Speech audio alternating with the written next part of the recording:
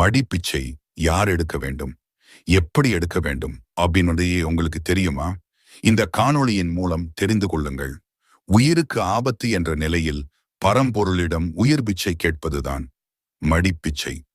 ஒரு மனிதன் தான் என்ற அகந்தையை மறந்து மடியேந்தி பிச்சை எடுப்பது என்பது உச்சக்கட்ட உயர்வடியாகும். பணம் நிறைய சேர்க்க, பாவங்களை கழிக்க என்பதற்கு எல்லாம் மடிப்பிச்சை வேண்டுதல் வைக்கக்கூடாது. முருகன், சிவன், அம்மன் கோவிலில் மடிப்பிச்சை எடுக்கலாம். அரிசி அல்லது பணத்தை மடிப்பிச்சையாக எடுத்துவிட்டு அதை வைத்து உணவு சமைத்து இல்லாதவர்களுக்கு தானம் செய்ய வேண்டும். கோவிலுக்கு வருபவர்களை பிச்சை கேட்டு தொல்லை செய்வது பாவம்.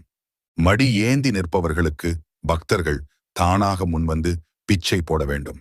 பெண்கள் சேலை முந்தானையிலும் ஆண்கள் இடுப்பில் கட்டிய துண்டிலும் மடிப்பிச்சை எடுக்கலாம். அப்படி எடுக்கும் பொழுது மனம் உருகி மடிப்பிச்சை